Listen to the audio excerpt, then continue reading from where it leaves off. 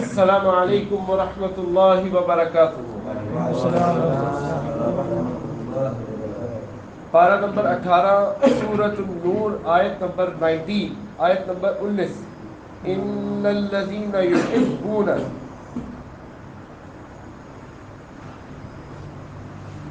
أعوذ بالله من الشيطان الرجيم अऊज़ु बिल्लाहि मिनश शैतानिर रजीम إن الذين يحبون इन्नल्लज़ीना युहिब्बूना أن تشيع الفاحشة أن تشيع الفاحشة أن تشيع الفاحشة أن تشيع الفاحشة في الذين آمنوا في الذين آمنوا لهم عذاب أليم لهم عذاب أليم في الدنيا والآخرة في الدنيا والآخرة والله يعلم والله يعلم وأنتم لا تعلمون وأنتم لا تعلمون ولولا فضل الله عليكم ولولا فضل الله عليكم ولولا فضل الله عليكم ولولا فضل الله عليكم ورحمته ورحمته وأن الله رؤوف رحيم وأن الله رؤوف رحيم رؤوف رحيم رؤوف رحيم إن الذين يحبون أن تشيع الفاحشة في الذين آمنوا لهم عذاب أليم في الدنيا والآخرة والله يعلم وأنتم لا تعلمون ولولا فضل الله عليكم ورحمته وأن الله رؤوف رحيم إن الذين नून मुशद्दद है कुन्ना करेंगे युहिब्बूना हाँ युहिब्बूना अन तशीअल अन यहाँ इक़फ़ा करेंगे तशी हरूफ मद्दा है 1 सेकंड की मद करके अन तशी अल्फा नहीं बल्कि अन तशी करके अल्फाहिशा हाँ फिल्लदीन आमनू लहुम अज़ाबुन इजहार करके अलीमुन इख़फ़ा करेंगे क्योंकि आगे फ़ा है फ़ि दुनिया वल आखिरा खा रा दोनों मोटे ता जो है वो हा से बदल जाएगी जब यहाँ वक्फ़ करेंगे वल्लाहु और अल्लाह ताला वल्लाह लफ्ज़ अल्लाह को मुँह भर के पढ़ेंगे वल्लाह याअलमु आइन याअलमु व अंतुम नून साकिन के बाद ता इक़फ़ा करेंगे ला ताअलमून बाज़ दफ़ा साथी पढ़ते हैं ला ताअलमून ये भी गलत और ला ताअला ये जो शिद्दत है ये भी गलत है ला ताअलमून لا تعلمون हाँ बिल तकल्लुफ़ ना हो तकल्लुफ़ नहीं वलौला वलौ वाव को मोटा लाओ नरमी के साथ 1 सेकंड की मद ला 1 सेकंड की मद फ़ज़लुल्लाहि ज़ाद मोटा लफ्ज़ अल्लाह को मुँह भर के पढ़ेंगे अलैकुम आइन के साथ अलैकुम व रहमतुहु ورحمتہ، نہیں بھائی شاباش، وَأَنَّ اللَّهَ، یہاں نون مشدد ہے، غنہ کریں گے، وہ موٹا لفظ اللہ کو تفخیم کے ساتھ یعنی منہ بھر کر، رؤوف، را کو موٹا، او پہ تھوڑا سا لمبا کرنا ہے، رؤوف الرحیم، رحیم، را موٹا، حیم، کیسے؟ رحیم، شاباش۔ ان الذین، بلا شبہ وہ لوگ جو یحبون پسند کرتے ہیں، ان تشیع یہ کہ پہلے، الفاحشہ بے حیائی، فی الذین ان لوگوں میں جو آمنو ایمان لائے، لہم ان کے لیے عذاب، عذاب ہے، علیم نہایت دردناک، فی الدنیا دنیا میں، والآخرہ اور آخرت میں، واللہ اور اللہ یعلم جانتا ہے، وانتم اور تم لا تعلمون نہیں جانتے، ولولا اور اگر نہ ہوتا، فضل اللہ اللہ کا فضل، علیکم تم پر، ورحمتہ اور اس کی رحمت، وان اللہ اور یہ کہ بلا شبہ اللہ رؤوف نہایت شفقت کرنے والا، رحیم خوب رحم کرنے والا ہے۔ آج کی پہلی آیت کے اندر معاشرتی زندگی کے حوالے سے، معاشرتی زندگی کے حوالے سے، ختم ہو گیا پہلے والا جو حضرت عائشہ رضی اللہ عنہا؟ نہیں یہ اس کا حصہ ہے، لیکن اس کو یوں سمجھ لیجئے کہ وہ جو تہمت لگائی گئی، بے حیائی کی بات کہی گئی، اور بے حیائی کو پھیلانا، یعنی مطلب اس سے یوں بھی نکلتا ہے کہ جو کافر لوگ ہیں نا، کافر لوگ وہ اہل ایمان کے اندر بھی وہ بے حیائی پھیلانا چاہتے ہیں جو ان کے اپنے اندر ہے۔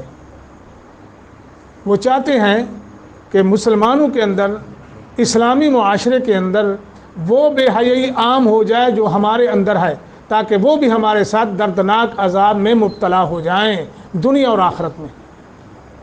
سمجھ آ گئی؟ آیت کا مختصر تو یہی معنی ہے۔ اور اب دیکھ لیں آپ کہ اس وقت مسلمان معاشرہ میں یا مسلمان ممالک یا مسلمانوں کے اندر غیر مسلم نے کون سی ایسی چیز چھوڑی ہے، کون سا ایسا مرحلہ شعبہ مسلمانوں کا چھوڑا ہے جس کے اندر انہوں نے بے حیائی پھیلانے کی کوشش نہ کی ہو، اور کسی حد تک وہ کامیاب ہیں۔ 10 سالوں میں کامیاب بھی ہوئی، پاکستان کے اندر بھی لا بن چکا ہے کہ جائے کرتے آپ سوچیں دماغ میں لڑکا ہوں وہ لڑکا ہے، سوچیں دماغ میں لڑکی سوچ دے میں لڑکا ہوں وہ لڑکا ہے، لڑکا سوچ دے میں لڑکی دو لڑکی ہے، باقاعدہ کلاسز لگائی جاتی ہیں اور اس کی اپروول ہو چکی ہے، یہی بے حیائی پھیلانا ہے۔ جی میں ادھر ہی آ رہا تھا، تو میں یہی عرض کر رہا تھا کہ کسی حد تک وہ کامیاب ہو گئے۔ تو ایک تو مسئلہ یہ آپ نے دیکھ لیا، سن لیا کہ اب مرد عورت بن رہا ہے، عورت مرد بن رہی ہے، یعنی تصور میں، اور پھر اس کی کلاسز اور پھر اس کا پرچار، تو کامیاب ہو گئے۔ اور اب برملا مسلمان جو کلمہ کا دعویٰ کرتے ہیں، یہ الگ ٹاپک ہے اگر وہ صحیح مسلمان ہیں کہ نہیں، بہرحال انہوں نے کہا کہ میں اور لڑکی ہوں، میں لڑکا ہوں، اور پھر لڑکوں کے ساتھ نکاح، اور پھر دیگر جو ہے ذرائع، ٹی وی ہے، ریڈیو ہے، اخبارات ہیں، جی ٹھیک ہے، اور پھر اسی طرح جناب آپ کا یہ موبائل ہے، یوٹیوب ہے، اور واٹس ایپ ہے، جس قدر بے حیائی پھیلائی جا رہی ہے، حتیٰ کہ ہماری وہ مسجد اللہ کا گھر بھی محفوظ نہیں رہا۔ اور ایک حدیث میں آتا ہے، میں آج بڑی کوشش کرتا رہا ہوں لیکن نہیں انشاءاللہ مل جائے گی، تو اس میں تو یہ بھی آتا ہے کہ ایک قرب قیامت جو ہے، تمہاری مسجد میں گانے بجیں گے، تمہاری مساجد میں گانے بجیں گے، مساجد میں، اور اب یہ گانے بج رہے ہیں، ٹھیک ہے جی، ہاں وہی اسی مسجد سے وہ مراد ہے نا جی۔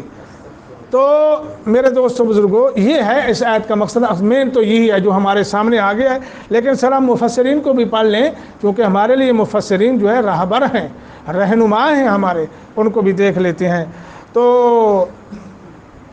حافظ صلاح الدین صاحب رحمۃ اللہ علیہ لکھتے ہیں کہ یہاں لفظ جو بولا گیا ہے نا جی، وہ بولا گیا فاحشہ۔ وہ فرماتے ہیں کہ فاحشہ یہ لفظ بے حیائی پر بھی بولا جاتا ہے اور زنا کے اوپر بھی بولا جاتا ہے، اور تیسرے نمبر پہ یہ لفظ جو ہے بے حیائی کی بات کی اشاعت کرنے پر یا اس کو پھیلانے پر بھی بولا جاتا ہے۔ ٹھیک ہے جی، تو فرمایا ان الذین یحبون ان تشیع الفاحشۃ، مفسر لکھتے ہیں جو لوگ ایمان والوں میں بے حیائی اور بدکاری کا تذکرہ پھیلانا چاہتے ہیں اور پاک دامن مسلمانوں پر تہمت تراش کر مجلسوں میں ان کا چرچا کرتے ہیں، جس کے سننے سے زنا سے نفرت ختم ہوتی ہے۔ یعنی ایک یہ بات آ گئی بہترین مفسر کی کہ جب ایسی بے حیائی زنا کی باتیں مطلب جگہ جگہ عام کی جائیں تو پھر وہ جو زنا سے نفرت ہے نا لوگوں کو کہ نہیں بڑا گناہ یار یہ تو ہے، وہ ختم ہو جائے گی، اہمیت ہی نہیں رہے گی۔ اور یہ ایسے ہوتا ہے، آپ کے سامنے ہے اور ہو رہا ہے، بلکہ ایسی باتوں میں دلچسپی کے نتیجے میں یہ برائی مزید پھیلتی ہے۔ جب یہ باتیں بار بار ہوں گی مجلسوں میں، محفلوں میں، اخبارات کے ذریعے، ٹی وی اور موبائل کے ذریعے، ٹھیک ہے جی، پھر کیا ہوتا ہے، پھر انسان کی دلچسپی، یار یہ بار بار بات سامنے آ رہی ہے تو دلچسپی بڑھتی ہے۔ جیسا کہ کوئی دین کی بات ہو، نیکی کی بات بار بار جب سامنے آتی ہے، مثلا رمضان کے حوالے سے تمام مکاتب فکر کے علماء اور تمام مساجد کے اندر ظاہر رمضان کے تذکرے ہوں گے، بار بار رمضان کا تذکرہ، فضیلت بیان ہوگی، اس کے ثمرات بیان ہوں گے، تو لوگوں کی دلچسپی بڑھتی ہے۔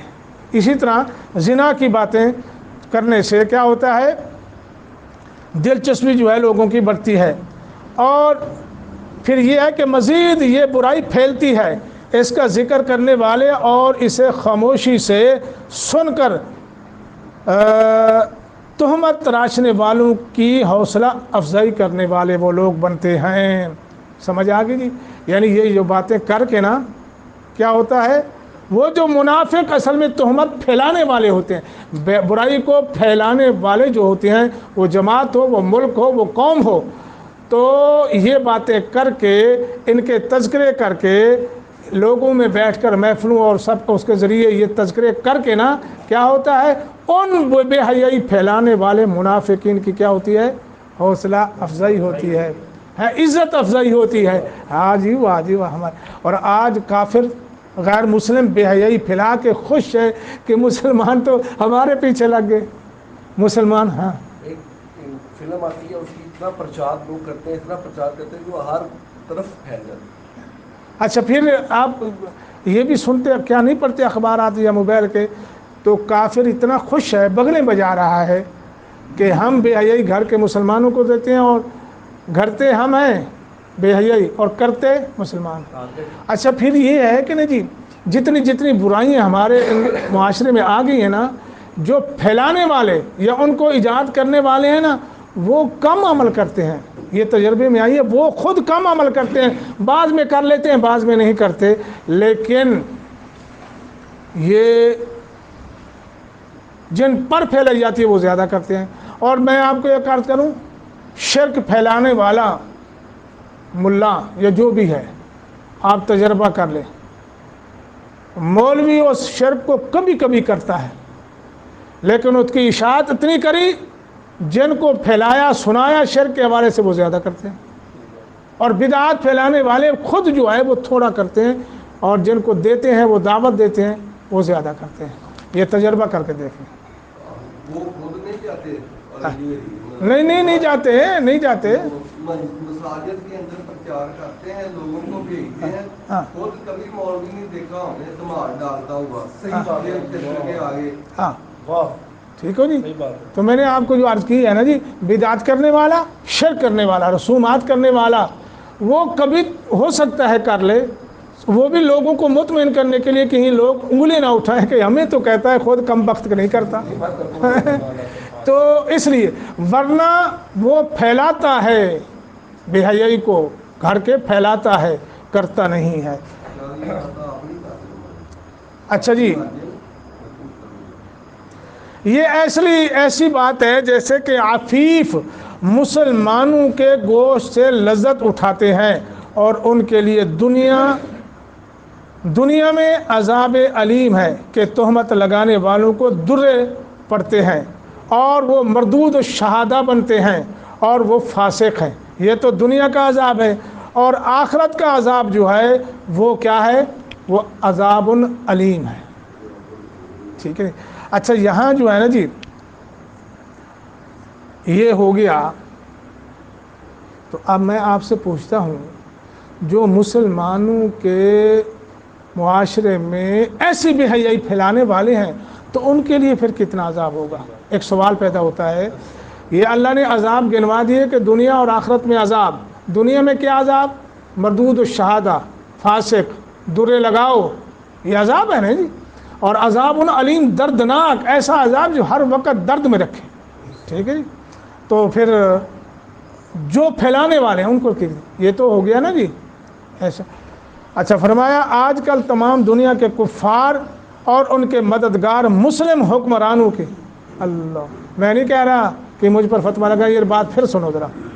مفسر کہتے ہیں آج کل تمام دنیا کے کفار اور ان کے مددگار مسلم حکمرانوں کی پوری کوشش ہے کہ ریڈیو، اخبارات، ٹیلی ویژن، انٹرنیٹ، سکول، کالج کی تعلیم، غرض سے ہر طریقے سے مسلم معاشروں میں زنا اور اس کا تذکرہ عام ہو.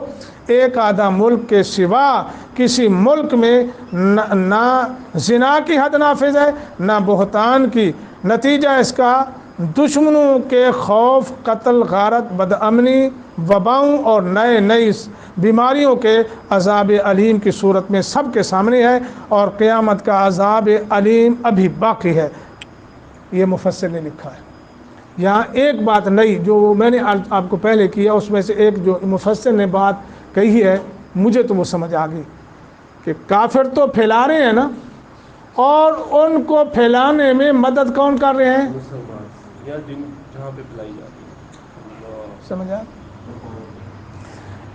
ہم نے اس برائی کو لے کے مدد کی. اور دوسرا آج ہمارے پاکستان کے حکمرانوں کو دیکھ لیں. پاکستان کی بات کر لیں، باقی تو جو ہے نا وہ برائی جب پیش کرتا ہے کفار تو وہ سب سے پہلے ہمارے حکمرانوں کو پیش کرتا ہے. پھر ہمارے حکمران جو ہے دھیرے دھیرے اس کو ہمیں دیتے ہیں اور پھر دیکھتے ہیں کہ جب کچھ معاشرہ اس میں آگے آئے پھر سختی سے کرواتے ہیں، پھر سختی سے عمل کرواتے ہیں. یہ آدمی کے اندر جو ریڈیو میں ہوتی ہے اس کو ذرا نام کریں. ٹھیک ہے نا جی. اور یہ جو ہے اچھا جی اب آئیے واللہ یعلم وانتم لا تعلمون. باتیں موٹی ہو گئی ہیں. زنا کی حد اور بہتان کی حد جو اللہ نے مقرر فرمائی ہے، واللہ یعلم وانتم لا تعلمون، اس کی تشریح یعنی زنا کی حد اور بہتان کی حد جو اللہ نے مقرر فرمائی ہے، اور ایمان والوں میں بے حیائی پھیلانے والوں کے لیے دنیا اور آخرت میں جو عذاب علیم اللہ نے رکھا ہے. تو اس کی وجہ یہ ہے کہ اللہ تعالیٰ ہر بات کو جانتا ہے. ہاں جی، اسے ان گناہوں کے خوفناک نتائج کا اس اللہ کو خوب علم ہے. اس لیے اللہ پاک نے یہ بھی جو عذاب علیم رکھا ہے اس کو بھی جانتا تھا، درے لگانے کو بھی اللہ جانتا ہے. ٹھیک ہے جی. اور بے حیائی پھیلانے والوں کے لیے جو اللہ نے عذاب رکھا ہے اس کو بھی خوب اللہ جانتا ہے. ہاں یہ بھی کہ انہیں کیسے روکا جا سکتا ہے اس کو بھی اللہ جانتا ہے. ٹھیک ہے جی. اور تم نہیں جانتے، لہذا تم اپنی عقل سے جو بھی قاعدہ قانون مقرر کرو گے وہ تمہاری لا علمی کی وجہ سے ہے.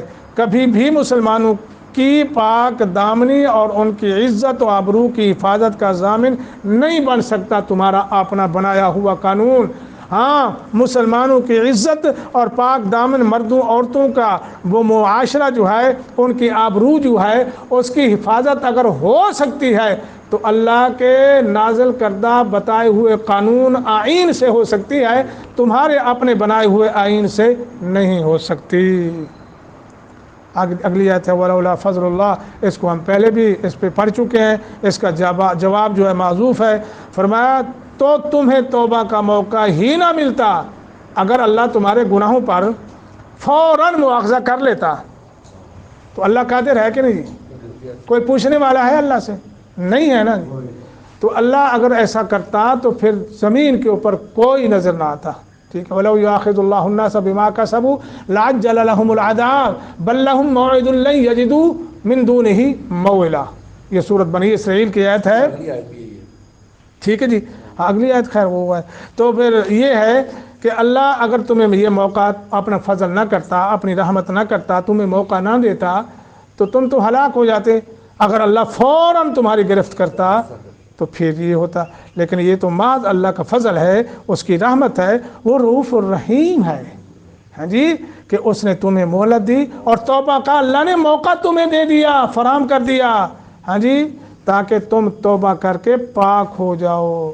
ہاں جی، تمہاری طہارت ہو جائے، تمہارا تزکیہ ہو جائے. یہ اللہ کا